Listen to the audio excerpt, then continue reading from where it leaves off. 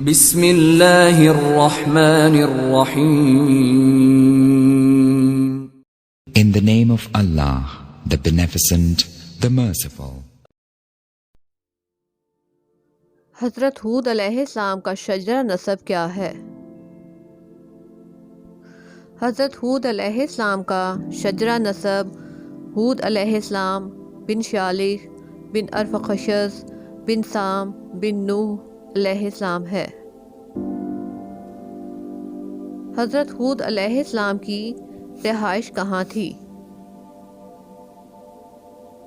حضرت ہود علیہ السلام کا تعلق عاد بن اوس بن ارم بن سام بن نوح کے قبیلے سے ہے۔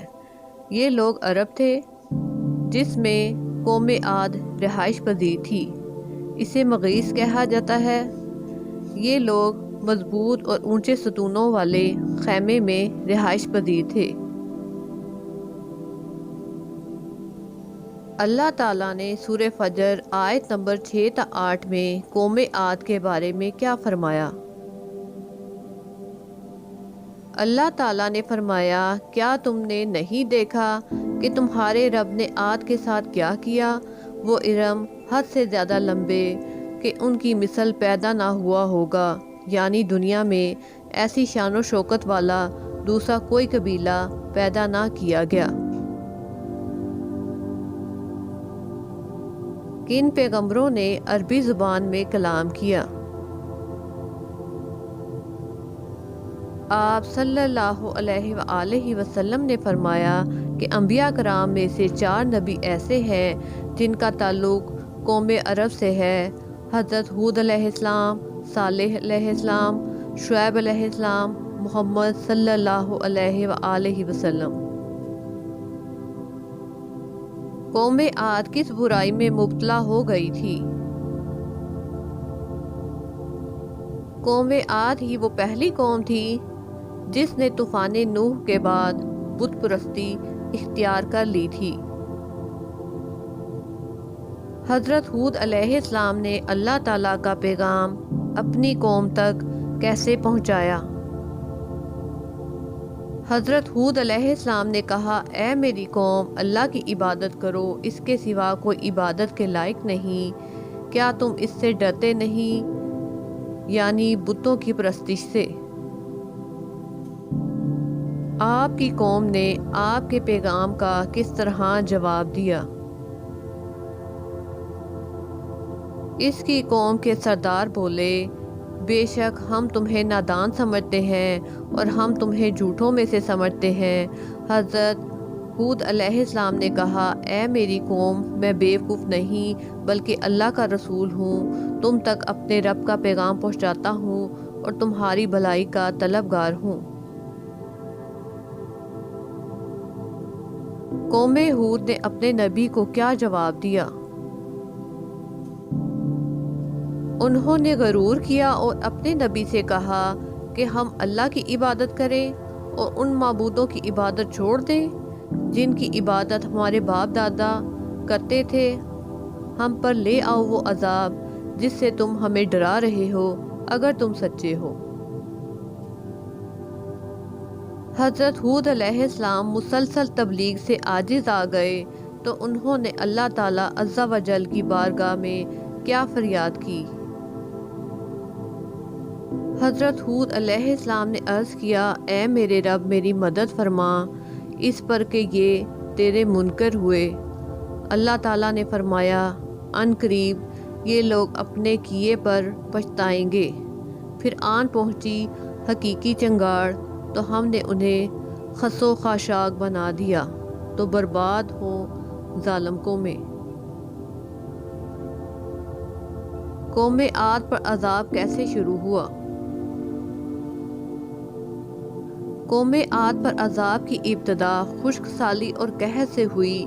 اس دور میں جب لوگ کسی مصیبت میں گرفتار ہوتے تھے تو بیت اللہ شریف میں جا کر دعا کرتے تھے۔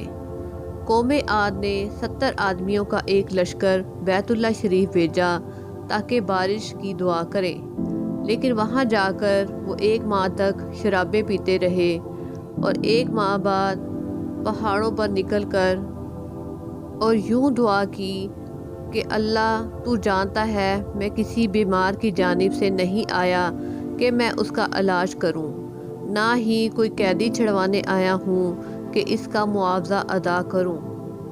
تو قوم عاد کو اسی طرح پانی سیراب کر دے جیسے کرتا رہا ہے۔ چنانچہ کچھ دیر بعد 3 قسم کے بادل آئے، سرخ، سفید اور سیاہ۔ انہوں نے سیاہ بادل پسند کیے کیونکہ ان میں پانی زیادہ ہوتا ہے۔ تو آسمان سے ندا آئی کہ تم نے اپنے لیے تباہی مانگ لی ہے، ان میں سے کوئی نہ بچے گا۔ قوم عاد نے جب بادلوں کو دیکھا تو وہ کیا سمجھے؟ وہ سمجھے کہ یہ ان کے لیے نجات و رحمت کا باعث ہے، مگر یہ وہ عذاب تھا جو انہیں سخت آندھی سے ملا تھا، جو شدید سر جھونکوں والی تھی، جو ان پر مسلسل 8 دن اور 7 راتوں میں چلتی رہی۔ وہ ہوا پہاڑوں کے غاروں اور گھاٹیوں میں داخل ہو جاتی اور قوم عاد کو مڑوڑتی، نکالتی اور بلندی پر لے جا کر نیچے پھینک دیتی، جس سے ان کے دماغوں سے بھیجے باہر نکل آتے اور وہ سب کے سب ہلاک ہو گئے۔ جب تیز ہوا چلتی تو آپ صلی اللہ علیہ وآلہ وسلم کی کیا کیفیت ہو جاتی اور آپ کیا دعا کرتے؟ حضرت عائشہ سے روایت ہے کہ جب آندھی چلتی آپ صلی اللہ علیہ وآلہ وسلم کا چہرہ مبارک سرخ ہو جاتا اور کبھی اندر اور کبھی باہر جاتے۔ جب بارش ہونے لگتی تو آپ کے چہرے پر رونق آ جاتی اور آندھی کے وقت آپ یہ دعا کرتے، ترجمہ: اللہ میں تجھ سے بھلائی طلب کرتا ہوں اور تجھ سے اس میں جو کچھ ہے اس کی بھلائی طلب کرتا ہوں، اور تو نے اس کے ساتھ جو بھیجی ہے اس کی بھلائی طلب کرتا ہوں، اور اس کے شر سے تیری پناہ طلب کرتا ہوں۔ کچھ ہے تو نے اسے جس مقصد کے لیے بھیجا ہے اس کے شر سے میں تیری پناہ طلب کرتا ہوں۔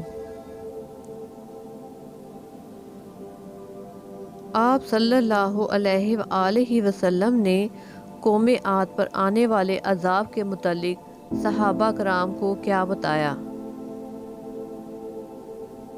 آپ صلی اللہ علیہ وآلہ وسلم نے فرمایا، قوم عاد پر انگوٹھی میں موجود سوراخ جتنی ہوا بھیجی گئی تھی، وہ دیہات کے لوگوں پر چلی تو ان کے مویشی اور مال و اسباب اٹھا کر آسمان اور زمین کے درمیان لے گئی، اور جب شہر والوں پر چلی تو انہوں نے پھر وہ کچھ دیکھا جو اس کے اندر تھا، تو وہ کہنے لگے کہ یہ بادل ہیں جو ہم پر برسے گا۔